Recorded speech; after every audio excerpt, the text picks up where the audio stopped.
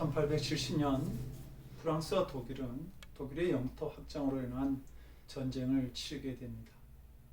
수많은 사상자를 내면서도 서로에게 총뿌리를 겨누는 그런 치열한 전쟁이 계속되어지고 있었고, 그러던 어느 날 총알이 빗발치고 대포가 날아들고 탱크가 굉음을 울리는 그러한 전쟁의 하루를 보낸 양쪽의 병사들은 각자의 진영으로 돌아가서 다음날 치러질 전쟁을 준비하고 있었습니다.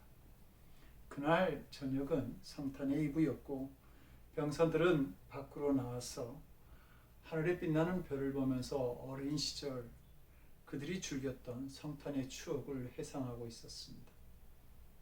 근데 갑자기 프랑스 참호에서 한 병사가 일어나서 아름다운 테너의 목소리로 찬양을 시작합니다. 오 거룩한 밤, 별들 반짝일 때, 거룩하신 주 예수 나신 밤, 오 홀리 나잇이라고 하는 성탄 찬양을 부르고 있었던 것이죠.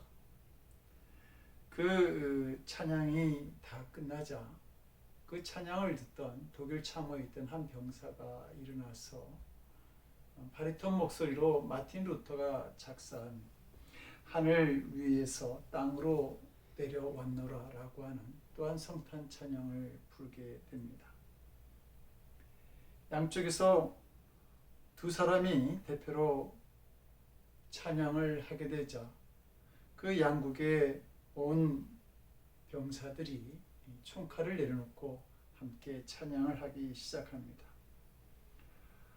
병사들은 전쟁터의 한가운데서 눈물을 흘리며 찬양하였고, 성탄의 그 감격 속에서 그들은 하나가 되었던 것입니다. 그리고 이 성탄을 찬양하는 이 시간으로 말미암아 전쟁은 휴전을 선포하게 되었고, 두 나라의 평화가 찾아오게 됩니다.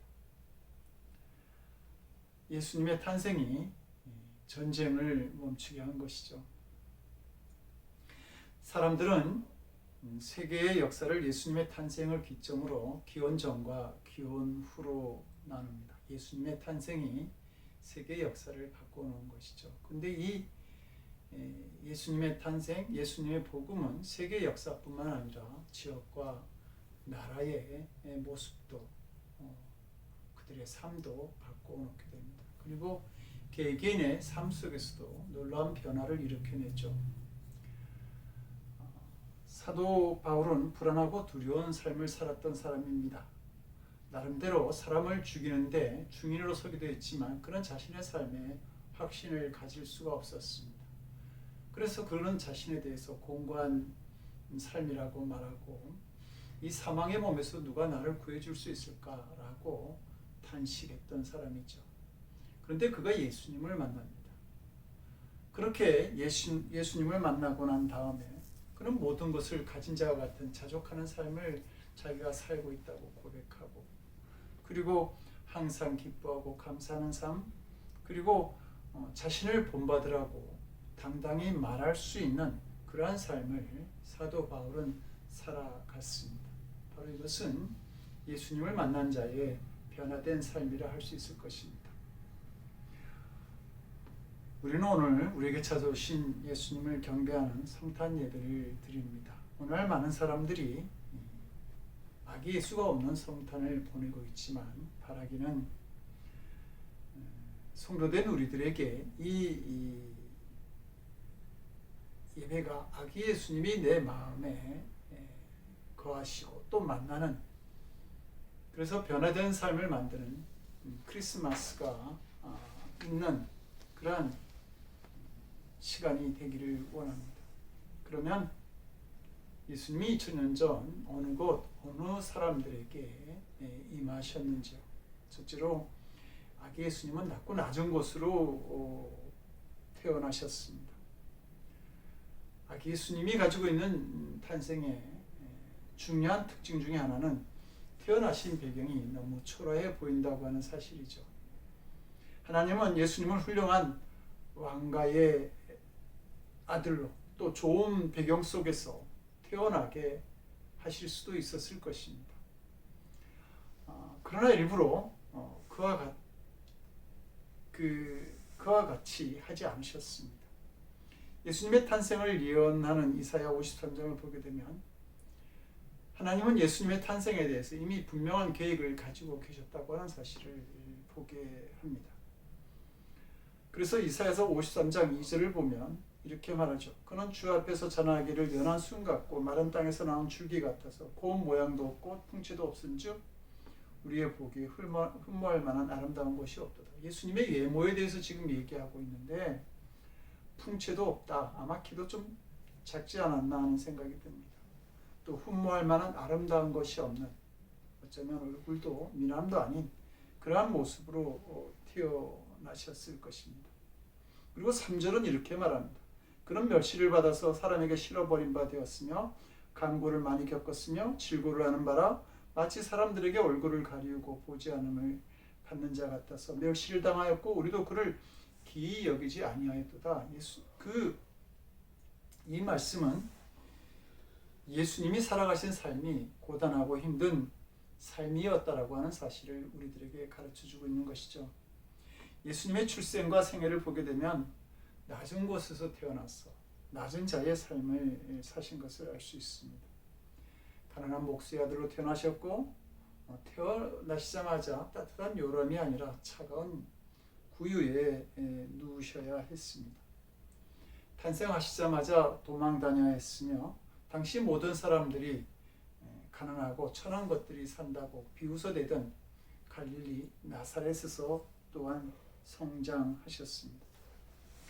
당시 지배자들로부터 온갖 유혹과 미움의 대상이 되었고 사랑하는 제자들에게도 배신을 당하시죠.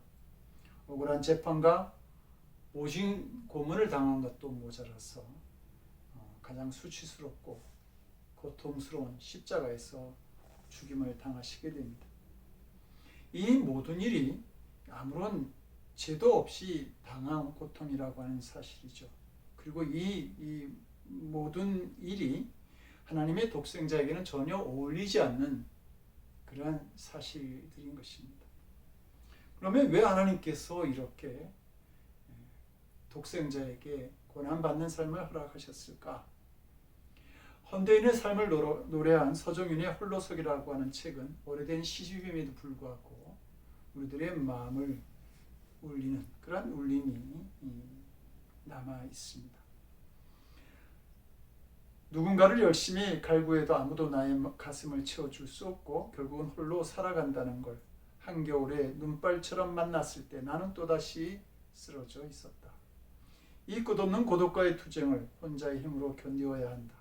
불의의 발톱에 피가 맺혀도 아무도 도와주지 않는다.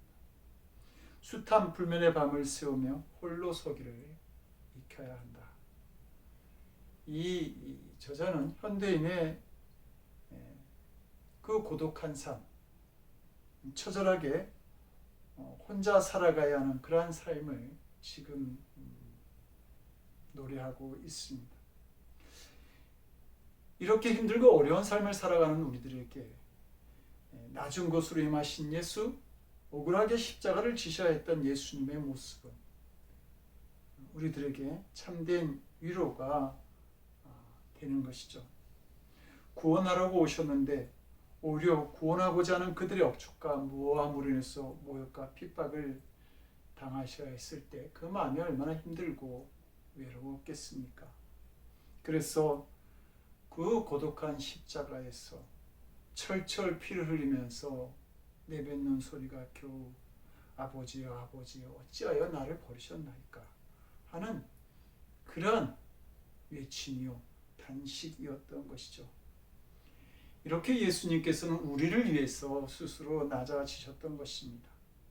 하늘의 높은 보좌를 버리셨고 당신의 권리도 포기하셨습니다. 그러니 누가 감히 예수님보다도 더 큰 고난과 고통의 삶을 살았다 이렇게 말할 수 있겠습니까?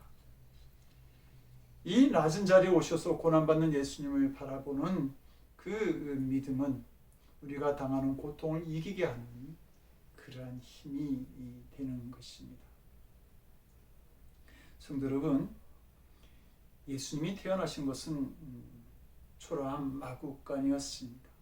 누구도 예수님을 방 안에 모시려고 하지 않았기 때문입니다. 이스라엘 백성들 모두가 메시아가 오시기를 사모하고 기다리고 있었던 바로 그때 예수님은 아무도 돌아보지 않는 그 초라한 마구간에서 태어나셨다라고 하는 것이죠. 정말 어처구니 없고 이해할 수 없는 그런 일들 아닙니까? 그런데 이러한 일들이 바로 오늘 우리 가운데서도 똑같이 일어날 수 있다라고 하는 것이죠.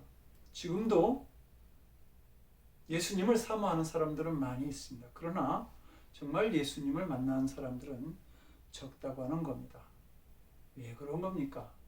우리가 겸손을 모르기 때문에 그렇습니다. 우리 마음은 그냥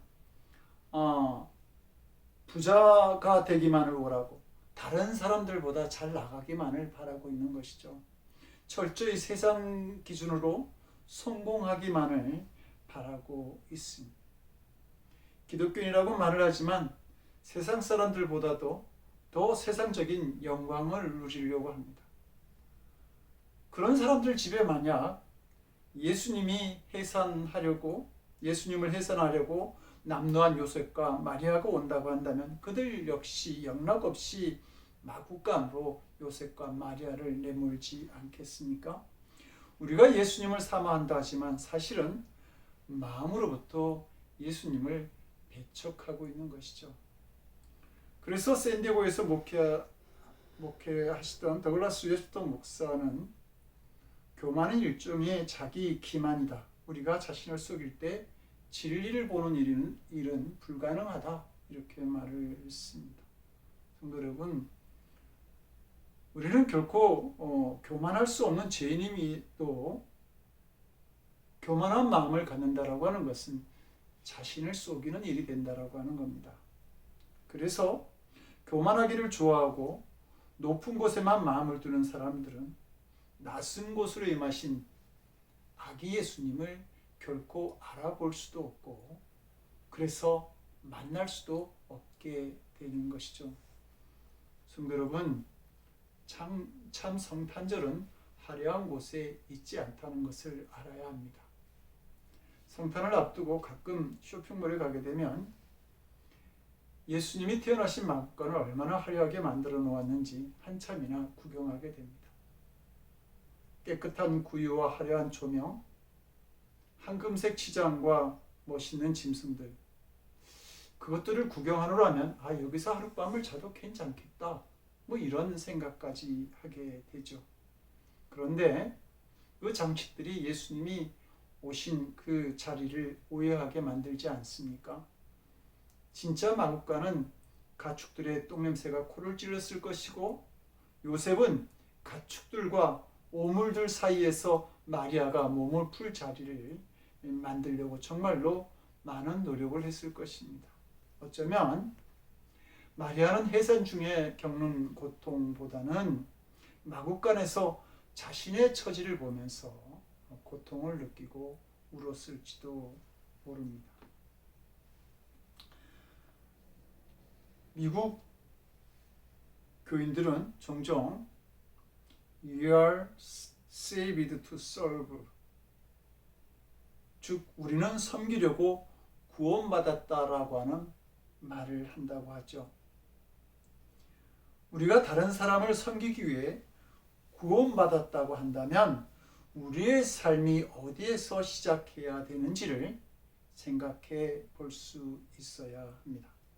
섬기는 첫걸음은 낮아지는 데 있죠. 그리고 더 나아가서 자신의 것을 포기할 때 참된 섬김이 가능합니다. 자기가 가지고 있는 기득권에 대한 포기가 없으면 새로운 섬김이 불가능하다고 하는 말입니다.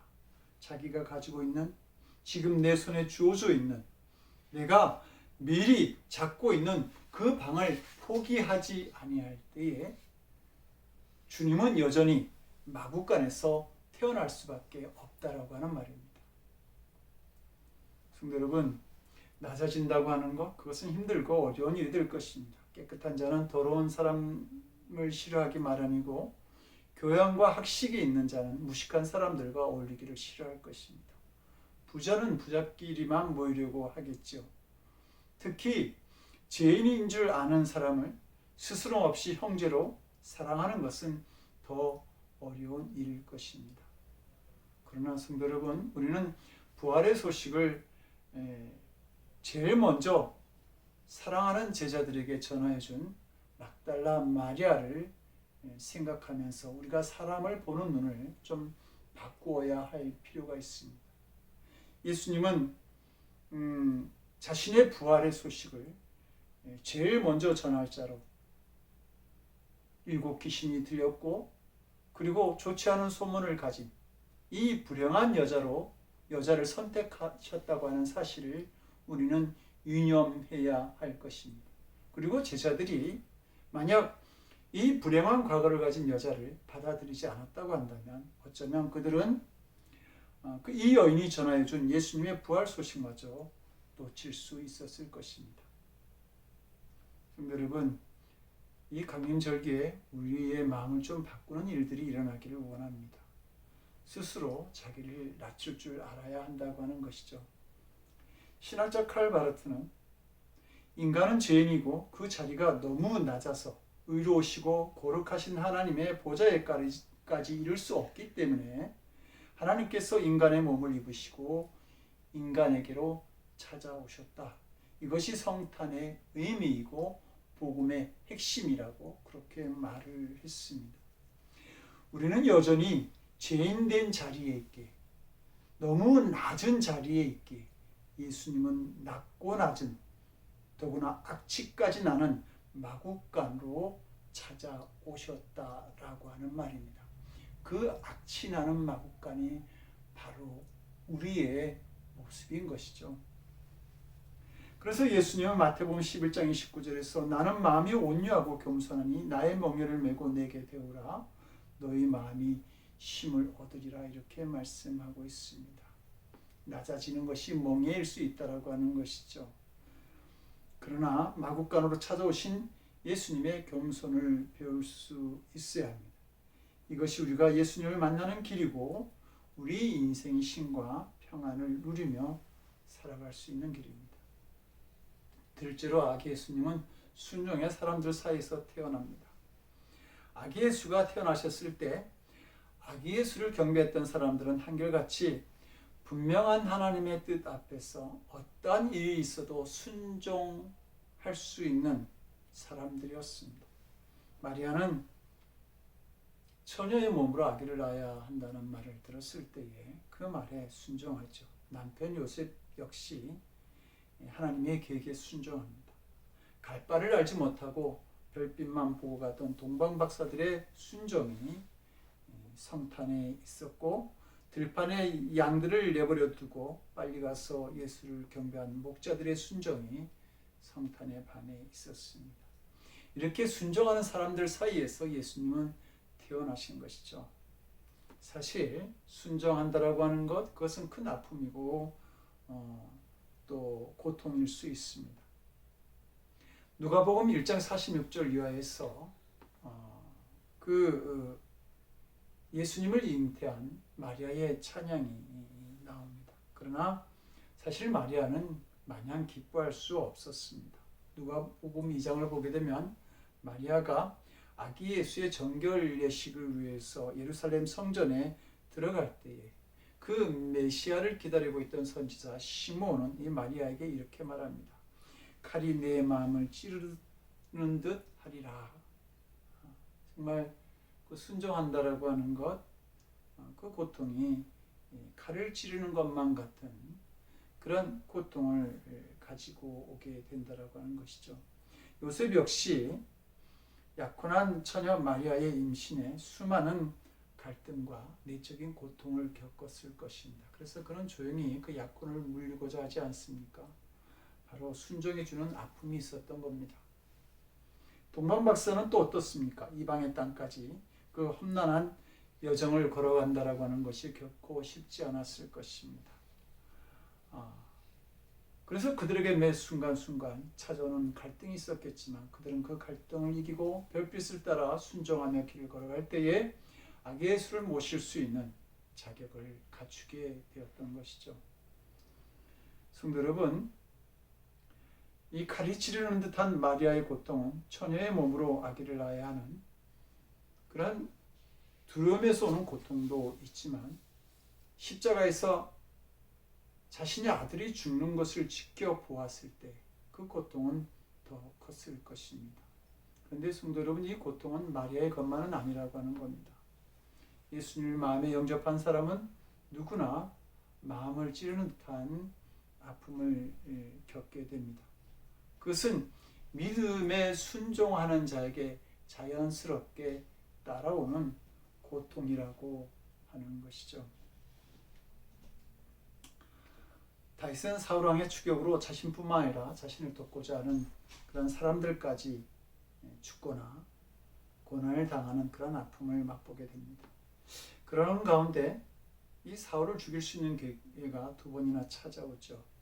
그러나 그는 그를 죽이지 않고 끝까지 살려줍니다. 이 다윗은 사울 왕보다도 강한 골리앗도 물맷돌로 죽이는 기술이나 담력을 가지고 있었습니다. 그러니까 지금 자신 앞에 비무장으로 있는 이 사울 왕을 죽이는 것은 일도 아니었을 것입니다. 그런데 다윗이 이 사울 왕을 죽이지 않는 이유에 대해서 그는 여호와의 기름 부음 받은 자를 받은 내 주를 치는 것은 여호와께서 금하시는 것이라고 그렇게 말하고 있죠. 어쩌면 다윗에게는 이 사울 왕과 몸으로 싸우는 일보다도 그 사울을 앞에 놓고 영적으로 갈등하는 자신과 싸우는 일이 더 힘들었을지 모릅니다. 그러나 그는 오직 하나님 말씀에 순종하는 믿음으로 사울 왕을 죽이고자 하는 그 유혹을 이겨내죠. 그러할 때에 하나님은 그를 이스라엘의 가장 위대한 왕으로 세워주신 것입니다. 19세기에 성공회 주교였던 라일은 하나님의 자녀들에게는 두 가지 큰 표징이 따른다라고 말을 하면서 하나는 내면의 평화이고 또 하나는 내면의 싸움이다, 이렇게 말을 합니다. 그러면서 이렇게 말합니다. 수많은 기독교인들이 일요일마다 예배당에 나간다. 그들의 이름은 세례자의 문구에 올라와 있고 그들이 사는 동안 기독교인으로 간주되어지고 기독교식으로 결혼을 하고 죽어서도 기독교인으로 묻힌다. 그러나 그들의 신앙에는 싸움이 전혀 보이지 않는다. 그들은 영적 수고, 영적 전투, 갈등, 자아 부인이라고 하는 것도 모른다. 이런 기독교는 생명의 기독교가 아니다. 그것은 주 예수께서 세우시고 그분의 사도들이 전한 신앙이 아니다. 참된 기독교는 싸움이다. 이렇게 말을 합니다. 성도 여러분, 우리가 예수님을 믿게 되면 우리 마음에 큰 싸움이 있게 됩니다. 우리의 마음의 보좌를 차지하고 있던 옛사람과 그리고 성령의 인도함을 받는 새 사람과의 싸움이 일어나게 되는 것이죠. 지금도 우리를 예수님께로 인도하는 성령께서 우리와 함께하고 계십니다. 이 성령의 인도하심에 순종함으로 그 영적인 싸움에서 이길 때에 우리는 우리 가운데 계신 예수님을 만날 수 있습니다. 그러나 성령께 순종하지 못하고 싸움에 실패하는 사람은 바로 옆에 예수님이 계신다고 할지라도 예수님을 알아보지 못할 것입니다. 성도 여러분, 목이 곧은 자가 아니라 하나님께서 여러분들을 만질 수 있는 그런 성도들이 되기를 원합니다. 그러려면 예수님의 손에 부드러운 자가 되어야 합니다. 하나님 마음대로 빚어지는 자가 되어야 한다는 것이죠. 토기장이 손에 들려진 고운 흙 반죽이 되어야 하는 것입니다. 그래야 하나님의 작품이 나오는 것이고 하나님의 축복도 우리에게 임할 수 있게 되는 것이죠. 우리 모두 마리아와 요셉 그리고 동방 박사와 목동들 같아야 할 것입니다. 자기의 욕망을 위해서 예수님을 죽이려고 했던 그런 헤롯, 또 영적으로 눈이 어두워서 예수님이 탄생하셨다라고 하는 소식에도 불구하고 소동으로만 끝내버렸던 예루살렘의 사람들, 자신의 유익을 위해 아기 예수님을 외면했던 여관 주인이나 자신들의 편안함을 위해서 추위에 떨고 있는 산모를 외면했던 그 여관에 붐비던 그 사람들과 같이 되어서는 안 될 것입니다. 이런 사람들에 대해서 요한복음 1장 10절 11절에서 말하죠. 그가 세상에 계셨으며 세상은 그로 말미암아 지은 바 되었을 때 세상이 그를 알지 못하였고 자기 땅에 오매 자기 백성이 영접하지 아니하였다. 이렇게 말합니다. 순종하지 못하고 하나님의 손에서 굳어버린 사람들은 부서질 뿐입니다. 그리고 어두운 곳에서 슬피 울며 이를 가는 버림을 당하게 될 것입니다. 크리스마스는 크라이스트와 경배라고 하는 메스의 합성어입니다. 예수님을 마음속에 모시고 경배하는 날이라고 하는 뜻이죠. 성탄에 부르는 찬송 중에 기쁘다 구주 오셨네라고 하는 찬송이 있습니다.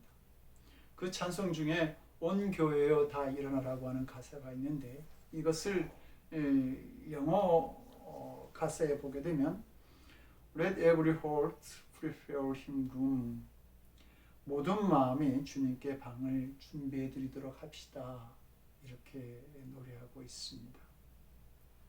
그런 것이죠. 크리스마스는 우리 마음에 빈 방을 마련해서 예수님을 모시고 경배하는 날이라고 하는 말입니다. 사랑하는 성도 여러분, 우리 모두가 겸손과 순종의 믿음을 통해서 아기 예수님을 모실 수 있는 방을 우리가 마련할 수 있기를 원합니다. 그래서 진정 예수님을 만나고 경배할 수 있는 성탄절을 맞는 성도들이 되시기를 주님의 이름으로 간절히 축원드립니다. 기도하겠습니다. 우리의 구원을 위해서 이 낮은 곳으로 임하신 주님, 저희들에게 가난하고 낮은 곳으로 찾아가는 겸손, 주님의 인도하심에 언제나 순종하는 믿음이 있게 하여 주시옵소서. 이렇게 하나님의 손에 빚어지는 저희들의 믿음이 있게 하셔서 아기 예수님 모시기에 부족함이 없는 방을 준비하게 하시고 진정 그 예수님을 경배하고 성탄의 기쁨을 언제나 누리는 은혜의 삶을 살아갈 수 있도록 주여 우리를 도와주시옵소서.